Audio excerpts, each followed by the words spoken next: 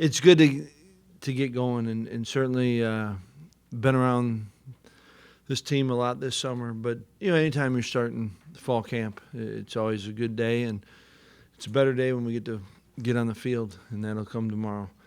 But I've certainly appreciated what this group has done, leading up to this point. And there's, I talked to them today.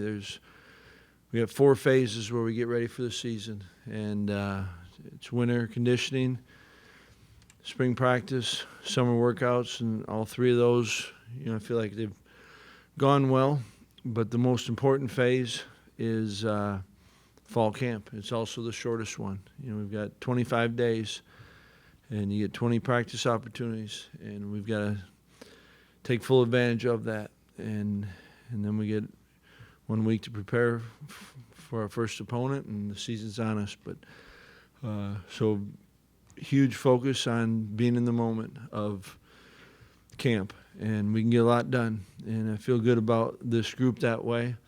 Enjoy being around them, and I think they're purposeful, and they want to be the best they can be, and so appreciate that out of them, and certainly looking forward to having a really good camp.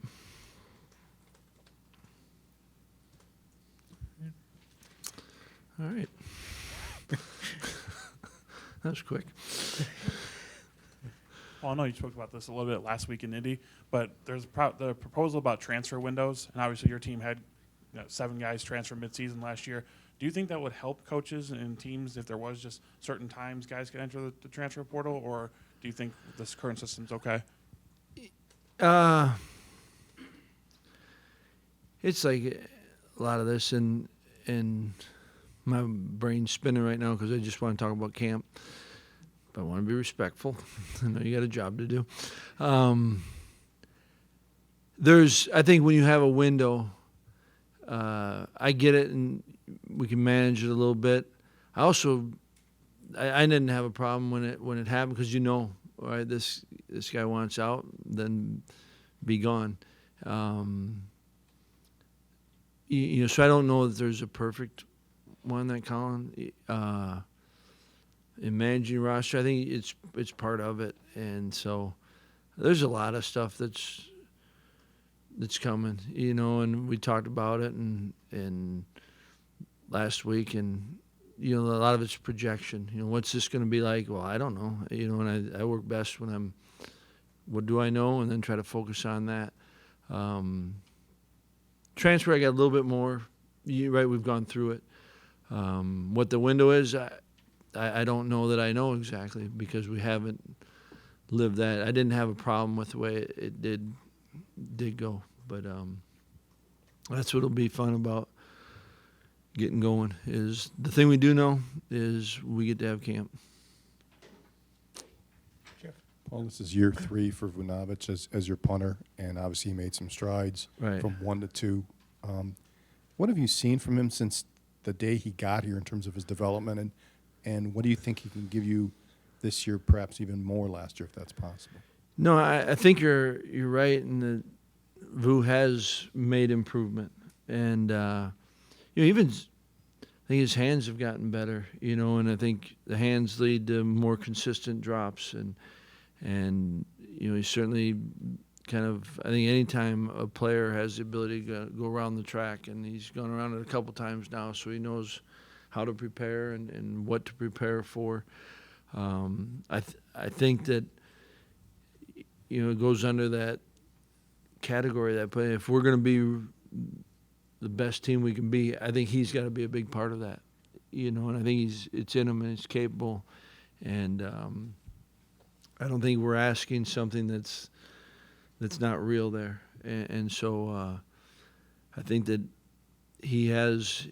He is a worker, and he wants to be the best he can be. So the smallest, what I kind of like right now with him is I think he can start to work on some of the little things that oftentimes make a big difference. And so I'm excited. I feel like I haven't seen him punt since Arizona State game and the bowl game, and so it'll be good to be outside and we can kick. And but I do think he's had a good offseason. He had a really good approach to it, and I think he has made strides, but I think there's still strides he can make. Lori?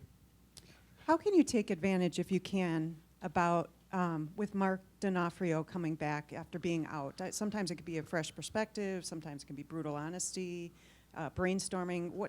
I can understand the challenges, but how can you maybe take advantage of it? I think you hit on a couple of them. You know, there is I think anytime, whether it's a coach like Mark coming in, you know, God bless him. You know, we had it with Gary last year.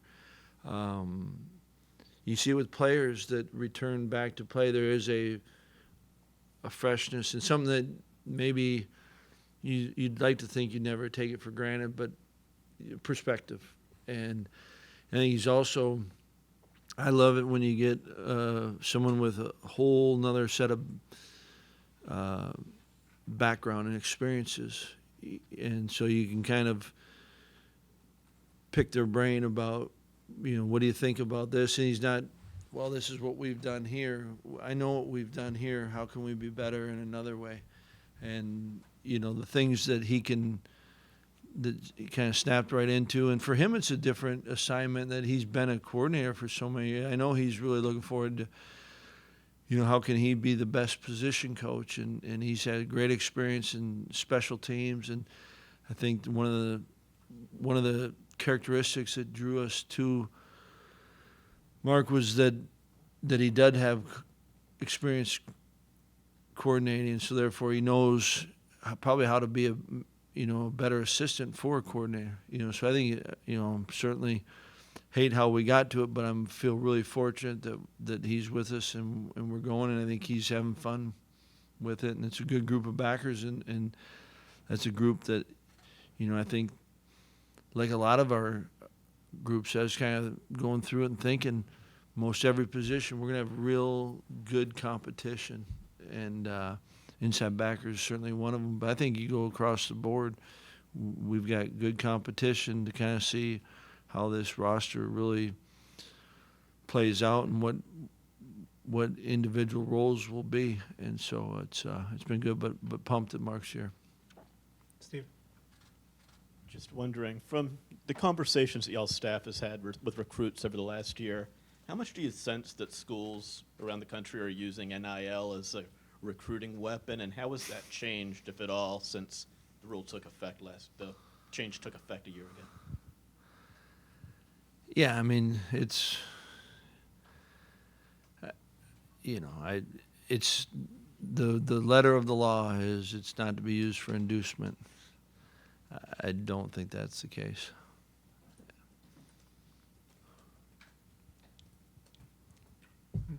My question is, I was wondering, Jackson from Verona is making the conversion or the switch from tailback to fullback. What traits do you see in Jackson that you feel will make him a good fit as a fullback, kind of like maybe in the similar role as Brady Ewing from the past and other fullbacks from Wisconsin? Yeah, I think what went into Jackson really moving, if you want to say it, to fullback is, I think he's a really talented athlete, and he certainly got good size, good strength, speed. He's got power, and I think he's young right now, but I think he's a guy that can truly keep developing and can be a really good football player. And I think he's a little bit, you know, there's some similarities maybe to Brady. You know, Alec Ingold, his first year played exclusively tailback, and then we moved him. I just think he's a good player, and you try to find a way to have spots for all your good players, and you know, he's certainly willing to do a lot of things, and I think, you know, Jackson, it depends how he continues to grow and improve, but I think there's a number of different things you can do with him. Jesse? Paul Chase Wolf is entering his 5th season in this program. He's largely been a backup for his whole career. How have you seen him handle that throughout his time here, and what are the steps you feel like you've seen him take to put himself in position to be successful if something were to happen to Graham? Yeah, I think, Chase is one of the qualities of Chase I've always liked about him, and you continue to see is he is competitive, and I think competing with himself, loves competing against whoever and whatever, and I think right now I see a guy that's pretty confident too in who he is as a quarterback and what he can bring. And so I'm looking forward to seeing Chase this fall camp and going and there's been different parts. He's been asked at different times. Last year was Michigan game. The year before was Minnesota. Where you're going to be called upon, and none of us know how things are going to play out. But I've liked the way that he's approached everything, and I don't think he's a great team guy. So he's not going to try to be disruptive, but that also can't be confused with he's not a competitor, and I think that's a pretty good. He's balanced that, and he's got a good blend of it where I think he'll go attack it, and I like that. And, competition brings out the best in all of us, and I'd like to see some there, and I like what Graham's done. But I think, if Chase can get better, it forces Graham to be better. If Graham is better, it forces Chase to get better, and I think those two got to be able to push each other. Cool. This one's about this year's team. Don't worry. Awesome. A couple weeks ago, Braylon Allen posted a photo of him, Ches, and Isaac, kind of comparing it to the backfield of Ball, Gordon, and Lincoln and White a few years back. Do you like Braylon kind of having that confidence and that expectation for this backfield this season? Yeah, and I think they're chasing the right group, and I was lucky to be with that group. And I really like the group that we have right now, and Braylon and Ches and Isaac, so I absolutely do like it.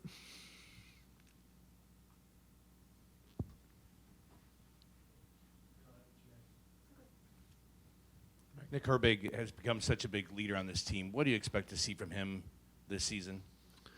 No question, he is a big leader for us, and Herbie loves playing the game and loves competition and works his tail off, and I think that's why guys respect him, and that's, I think, therefore why he is a respected leader. And what I want from a lot of our leaders is I want this team's personality to be reflected of them, right? I want this team to take on those guys' personality. Now that's a little bit tricky because Herbie's a lot different personality than Keanu and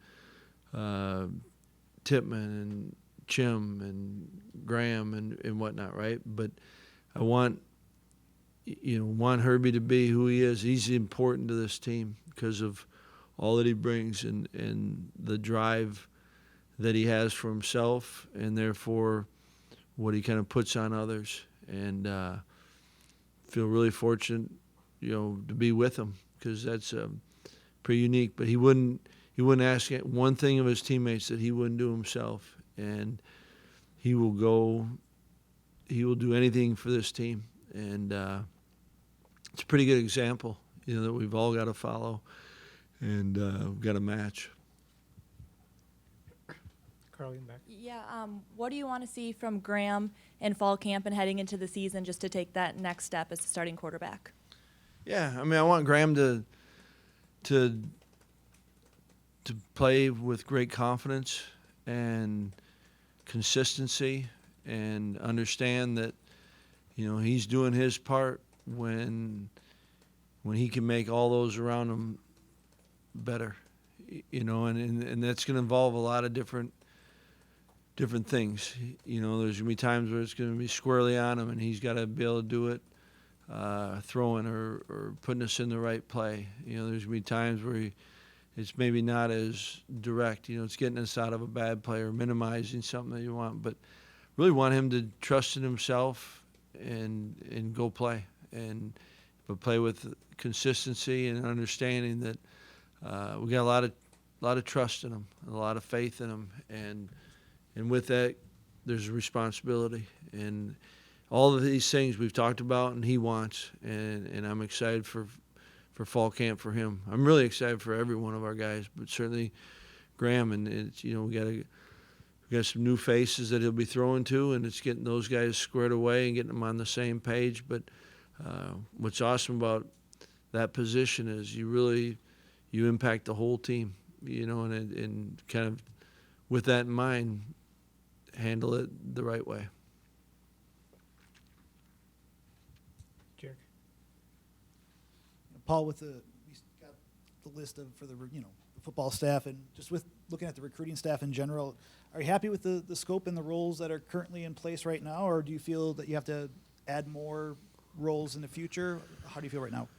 No, I feel good with the group that we got, and I appreciate the efforts that they've done. And I think, you know, Mickey's done an outstanding job, and you go right down the list of each and every one of them, and I've been impressed with them. And you know, we've got more now than we've ever had, and you know, I think we continue to go, and we got to work, and recruiting is all the time, and it takes not just the recruiting staff, it takes all of us. But I like that group, and yet, you know, I think you're always going to keep trying to find ways to get better. But I think a lot of the way this group can improve, we all can improve, is make sure that we're all maxing out and doing our part. Coach, you talked about staying in the moment during camp. What are the challenges that come with doing that, staying in the moment, but also looking forward to week one opponent and then the season ahead? Yeah, I think that we are excited, right? You do all this work to play the games, and certainly we know what we're working on, and that's for each and every game. But I don't think it's hard to stay in the moment, because you know you got to take care of this before you get to that. And so I think it's probably what drives you to stay in the moment, right? You know the games are coming, so how do I take advantage of those games? Make the most out of today. Make the most out of the moment we're in right now. Todd. Paul, last week UW rolled out its plan for academic payments to players. I was wondering if you had any input in that, or asked to give input on that, and what it was, and maybe what it would have been if you didn't actually have the input to help shape how that's going to work, especially with most of it being tied to graduation. Yeah, I mean, I appreciate the input that Mac and others have asked. Here's what we're thinking. What do you think about it? And we're talking about the one thing I do agree with, and like if you're talking about true academic, how do we reward academic success? Pretty good barometer saying if you graduate, that's worth something, and that's a good starting point.